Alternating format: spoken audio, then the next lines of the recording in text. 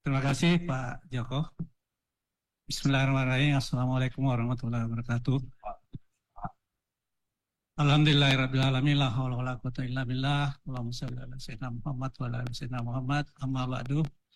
Yang saya hormati Bapak Ketua IKPLN, yang saya hormati Bapak Ketua Dewan Pakar, yang saya hormati Bapak-Bapak, Ibu Senior PLN, dan oke Bapak Ibu sekalian, materinya tolong disampaikan.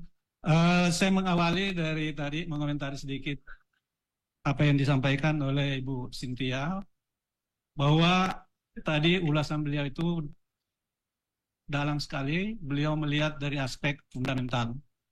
Biasanya kalau kita menganalisis keuangan bisa dua aspek, aspek fundamental dan aspek teknik.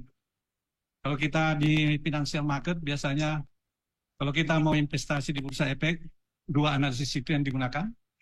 Kita hanya bisa melakukan analisis fundamental kalau kita melakukan due diligence.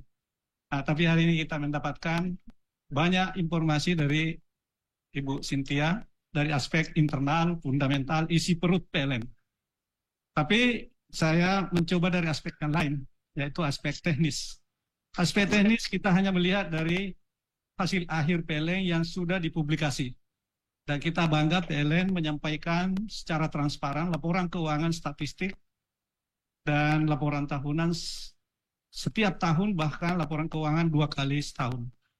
Terakhir kita sudah melihat laporan keuangan yang disampaikan oleh PLN pada 30 Juni 2023. Oke Bapak Ibu sekalian, saya kontennya mudah-mudahan 30 menit ini cukup waktu. Nah, sedikit formatnya format akademik. Ada pendahuluan mungkin sebentar, literatur, metodologi, mungkin di buku intern 4 ini nanti banyak waktu. Saya mulai dulu dari pendahuluan. Jadi pendahuluan ini kita ingin menekankan bahwa implementasi RUPTL ini adalah kunci suksesnya adalah keuangan. Di mana kunci sukses itu bisa kita lihat. Kalau tadi disebutkan latar belakangnya adalah pasal 2 ayat 2 Peraturan Presiden nomor 112. Ada 3 hal pokok, yaitu aspek keseimbangan demand supply, kesiapan sistem, dan yang terakhir ini adalah keuangan negara. Ini sebagai landasan pertama yang kita jadikan dasar bagaimana kita melihat manajemen keuangan itu sebagai kunci sukses di implementasi RUPTL. Dan ini kalau kita mundur ke belakang lagi, undang-undang tentang BUMN bahwa harus mencapai keuntungan, ya. Perusahaan persero seperti PLN harus mencapai keuntungan. Undang-undang ketenagalistrikan juga malah ditekankan bahwa harus dikelola kelistrikan ini secara optimal, ya, mengendalikan pada kemampuan sendiri, kaidah usaha yang sehat, dan seterusnya. Inilah mengapa manajemen keuangan itu memegang peranan kunci, karena tentu kalau kita melihat tujuan perusahaan atau BUMN dan khususnya PLN, ya tentu tidak sedikit. Coba kita lihat apa referensi yang dipentingkan di dalam manajemen keuangan ini. Inilah kira-kira. Kalau ini kita terapkan, ya ini tentu perusahaan yang ideal adalah menerapkan prinsip-prinsip manajemen keuangan, ada 10. Tapi ini tentu kita tidak uraikan satu persatu. Saya hanya sepintas saja. Apa metodologinya? Ya. Metodologinya tentu kita menggunakan data dan menggunakan metode analisis. Ini metode analisis. Lalu apa hasil? Ini yang saya ingin langsung ke sini. Apa hasilnya? Hasil dan pembahasan kita bagi 3. Melihat masa lalu, melihat masa kini, dan melihat masa depan. Masa lalu tidak perlu terlalu jauh ke belakang. Cukup kita lihat saja 1 tahun di belakang 2023. Apa yang terjadi di periode 2022. Untuk melihat ini kita langsung melihat angka. Bapak Ibu sekalian, apa yang ingin saya jelaskan di 2022 ini? Pertama, kaitannya dengan RUPTL. Ada 14 pertanyaan sebenarnya saya sudah siapkan, tapi kelihatannya oleh Pak Joko cukup 1 saja. Karena waktunya terbatas. Jadi apa? Apakah PT PLN Persero mampu menyiapkan pendanaan dan mengelola investasi secara mandiri, atau dalam implementasi RUPTL. Jadi kalau ini yang ditanyakan, apakah PLN mampu? Kita bisa melihat angka. Jadi kalau dijelaskan seperti Ibu Cynthia terlalu detail, tapi kalau kita langsung melihat angka, bisa kita lihat masa lalu. Masa lalu sudah ada investasi.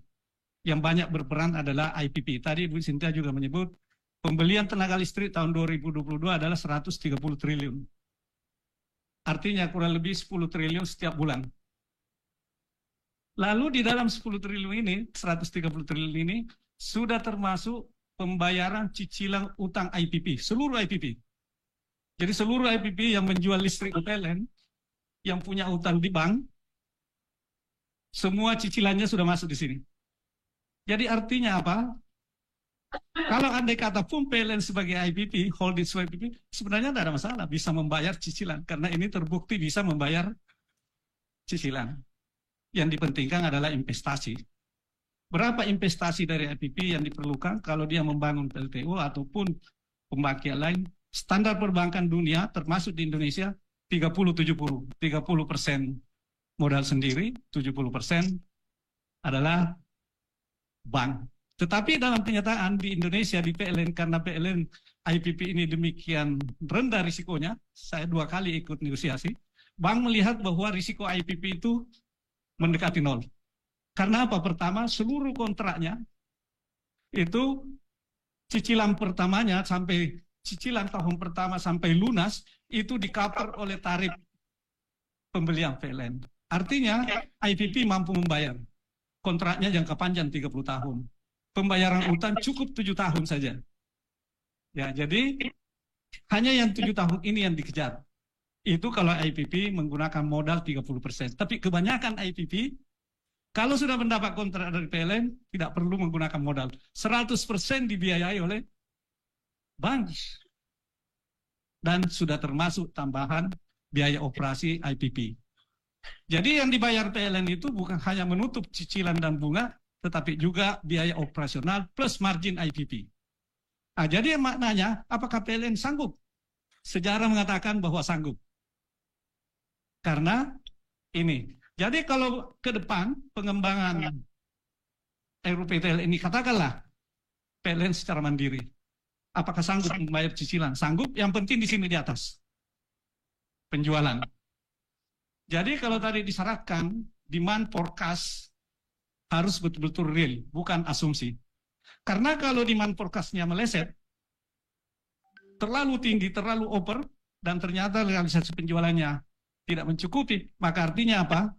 Subsidi pemerintah akan, kita melihat subsidi tahun 2022 ada 2 item, 58 dan 63, 121. Ada lagi masuk di sini, tapi tidak hanya ada di laporan keuangan 10 triliun. Jadi katakanlah ini saja, 121 triliun. Jadi kalau demand forecast-nya meleset, terlalu over, atau supply-nya terlalu besar, pembangunan pembangkitnya terlalu besar sehingga membayar cicilan yang akhirnya membebani di sini, di pembelian, karena komponen A itu adalah sifatnya given, harus tetap dibayar. Nah, jadi kalau dia demand forecast-nya meleset atau supply-nya terlalu besar yang dibangun, maka pasti penjualannya tidak bisa menutup biaya operasi. Ini kita pertanyaan, apakah PLN sanggup? Kalau ini kita melihat sejarah tahun 2022 seharusnya PLN bisa. Selama hitungan-hitungan demand forecast betul-betul mendekati atau bisa akurat. Jangan terjadi oversupply atau excess supply. Karena begitu excess supply, maka demand subsidi akan meningkat. Tapi di dalam undang-undang sudah di backup oleh pasal 2 ayat 2 tadi bahwa memperhitungkan kemampuan keuangan negara. Jadi saya yakin Ibu Cynthia dengan tim investasi PLN Pusat untuk meyakinkan Kementerian Keuangan yang mensubsidi, dia harus pastikan angka ini. Ya, dipastikan angka ini karena yang begitu disetujui RUPTL oleh Menteri Keuangan, artinya ini harus ditutupi. Ini harus ditutupi kalau terjadi defisit. Jadi di sini yang memegang peranan penting dalam undang-undang tadi, Perpres tadi, butir 1, keseimbangan demand dan supply. Ya, ini melihat masa lalu. Nah, sekarang kita melihat masa kini. Untuk melihat masa kini, kita sebagai analis teknis hanya boleh melihat di internet. Di internet sudah dilaporkan Juni tahun 2023. Apa yang kita lihat di Juni 2023 mungkin tidak perlu keterangan, langsung ke angka. Mudah-mudahan ini kelihatan Bapak Ibu sekalian, likuiditas dan profitabilitas. Saya mau mulai dari sini dulu. Kas PLN 29 triliun, ada 30 triliun kas yang tersedia di PLN. Di akhir tahun yang lalu 51 triliun. Apakah PLN tadi kembali ke pertanyaan, apakah mampu 29 triliun ini? Dari sini kita bisa tentu mulai mencari jawabannya melalui angka-angka ini. Jadi kita mulai dulu melihat betapa yang dihadapi PLN seperti cerita Bu Cynthia tadi, 29 triliun saldo. Berapa utang PLN yang segera dibayar? Jadi yang paling kita tahu semua adalah utang usaha. Semua tahu utang usaha. Berapa total usaha yang harus dibayar? 14 sama 40 berarti 54 triliun. Nah, inilah yang mungkin seperti tadi cerita Bu Cynthia.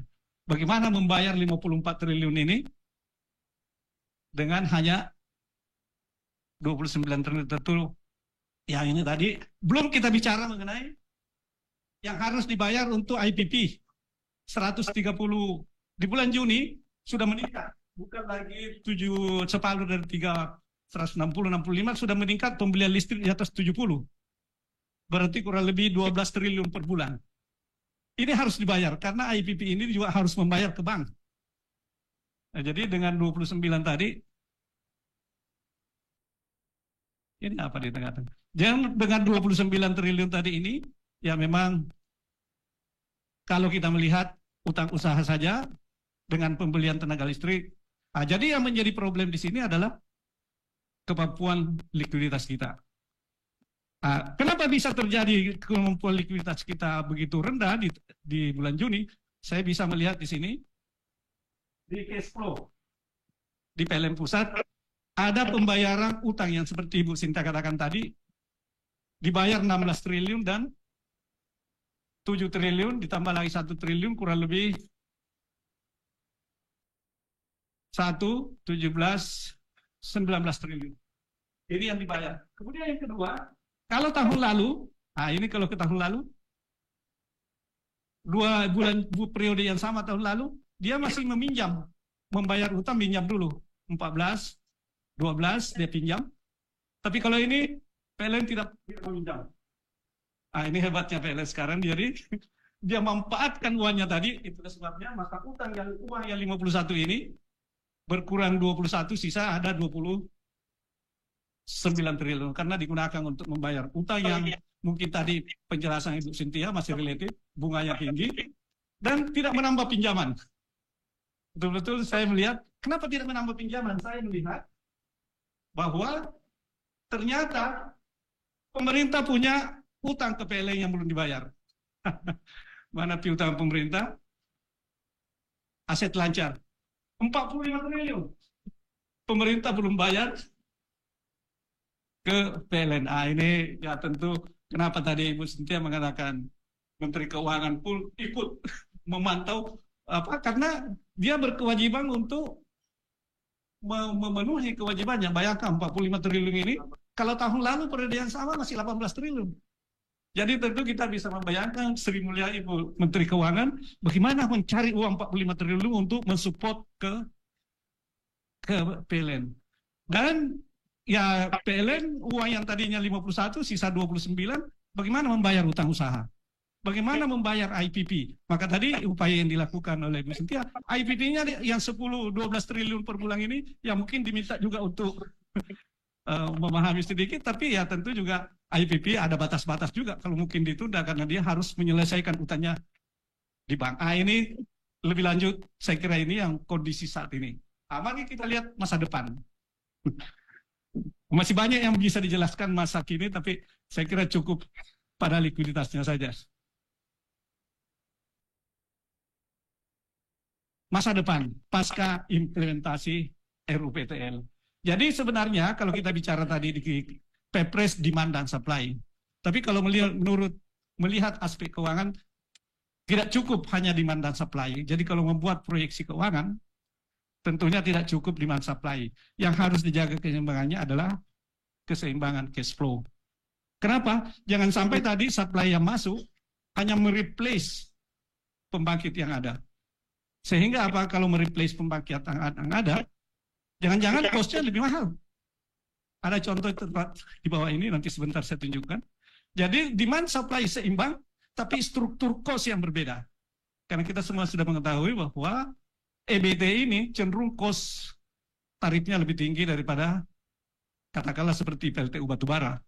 Dan pasti struktur kapitalnya, struktur cost-nya lebih tinggi, dan ini maknanya akan terjadi ketidakseimbangan cash flow. Jadi teman-teman mungkin yang menyiapkan proyeksi keuangan di PLN, ini perlu tidak hanya berfokus pada keseimbangan demand dan supply, tapi juga keseimbangan cash flow. Meskipun di dalam Pepres mengatakan keseimbangan dan supply dan keamanan keuangan negara. Karena keuangan negara ya tersirat di situ adalah subsidi akan meningkat kalau terjadi ketidakseimbangan, apalagi kalau PLTU di-replace oleh EBT yang baru dengan tarif yang lebih tinggi. Ini investasi baru, tetapi struktur cost cash in-nya lebih kecil daripada cash out.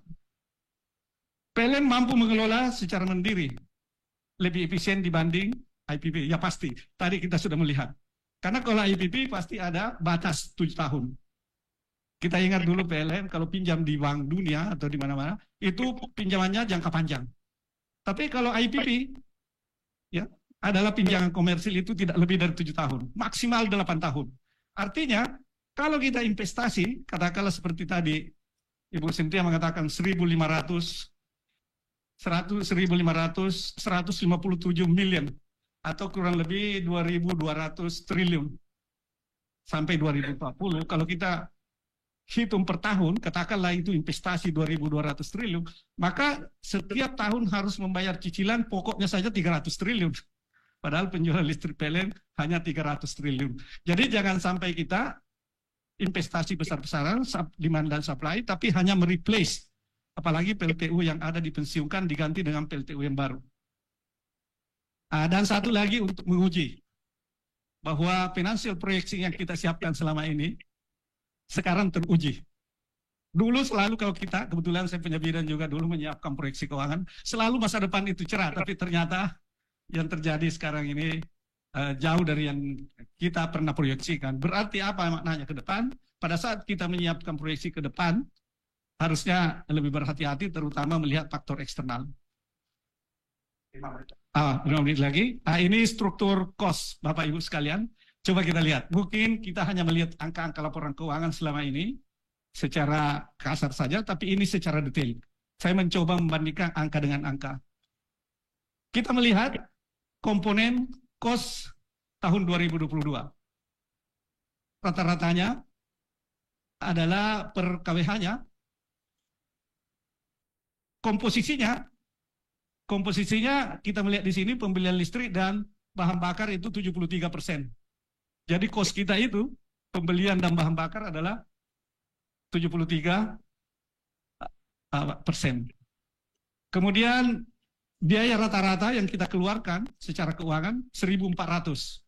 Padahal tarif rata-rata kita adalah 1.137. Ini statistik PLN. Tapi kalau dilihat per tarif, yang paling tinggi itu adalah gedung, penerangan jalan, 1.400, tapi kontribusinya hanya 2 dan 1%, 3% saja. Yang paling tinggi adalah rumah tangga, 42%. Berapa tarifnya? 1.128. Tapi coba kita lihat berapa cost-nya. Kalau kita beli dari IPP, Bapak Ibu sekalian, pembelian tenaga listrik 1.048 rata-ratanya. Tetapi jangan lupa overhead cost yang dikeluarkan PLN 283. Jadi kalau ditambahkan, overhead cost-nya PLN dengan pembelian IPP 1.332 bandingkan dengan tarif.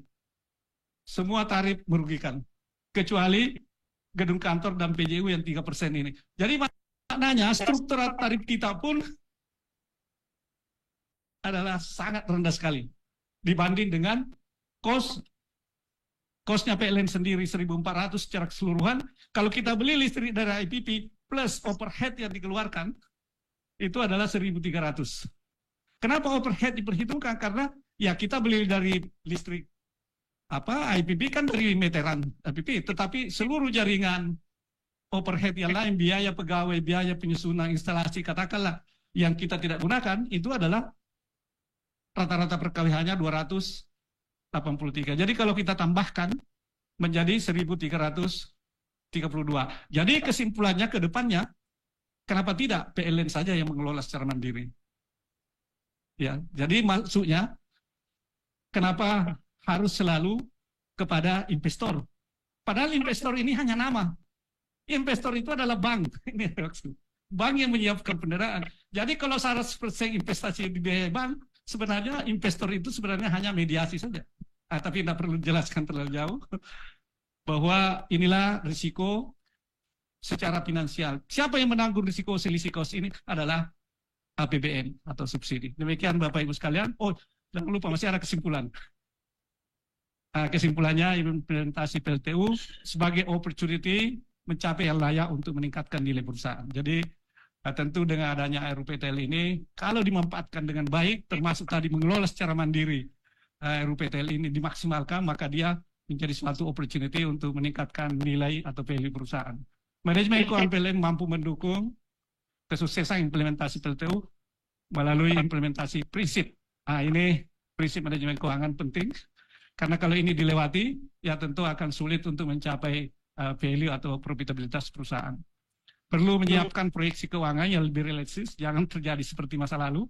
Kita sekarang sudah membuktikan bahwa proyeksi kita masa lalu itu adalah banyak menyimpang, karena kondisi yang dihadapi sekarang sudah jauh berbeda.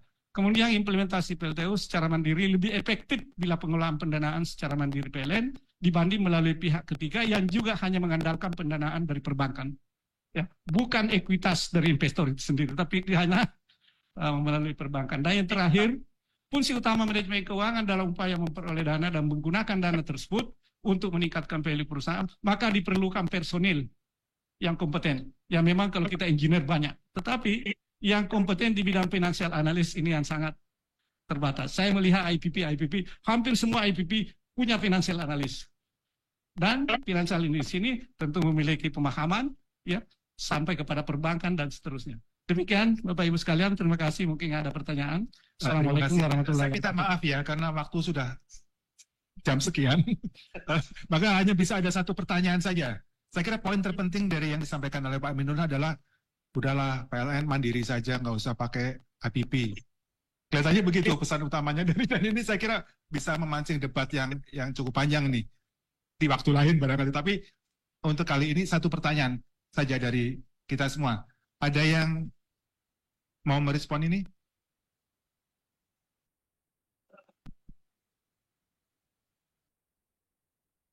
Monggo. Monggo Pak Edi.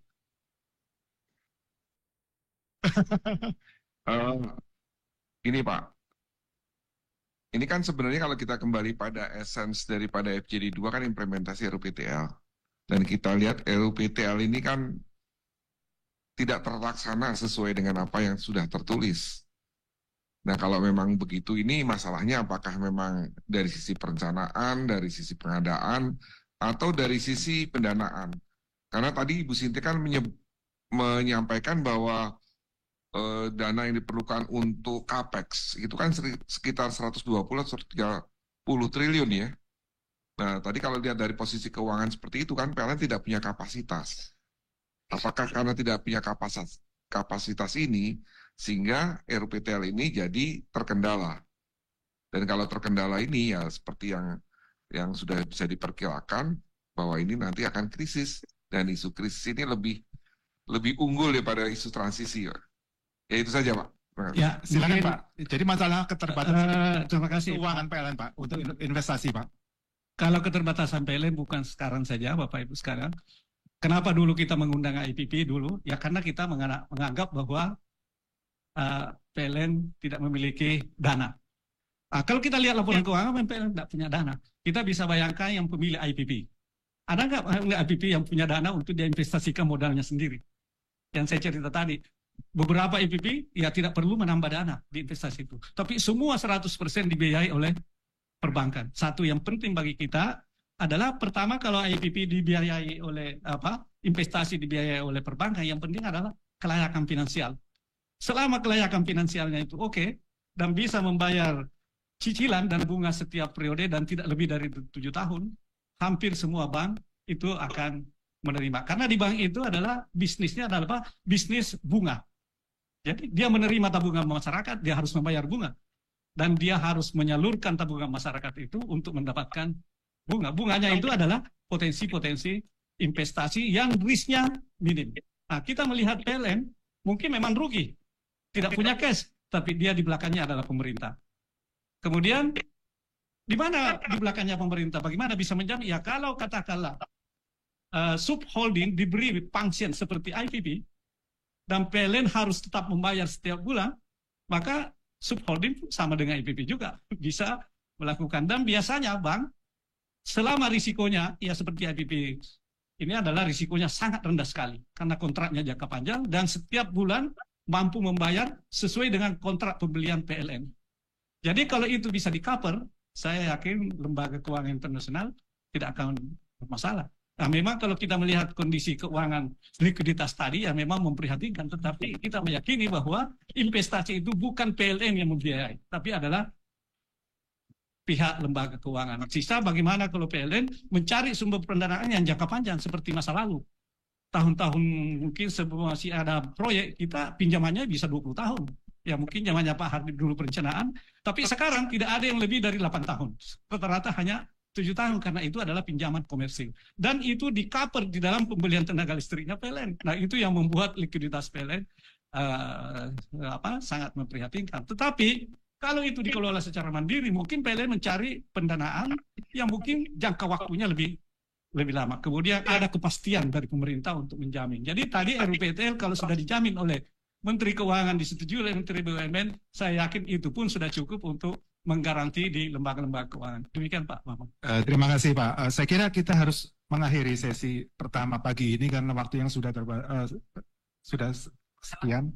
Saya kira kita berikan aplaus kepada Pak Aminullah untuk kontribusinya dalam pemikiran kita. Saya kira ini akan kita diskusikan lebih lanjut Pak Aminullah, ya khususnya mengenai IPP yang tadi. Saya kira saya kembalikan kepada moderator. Cara Pak. Terima kasih Pak Joko dan Pak Aminullah yang telah berkenan memberikan paparannya. Kita lanjut di sesi kedua. Aplaus untuk Bapak-Bapak yang telah berkenan memberikan paparan. Terima kasih Bapak.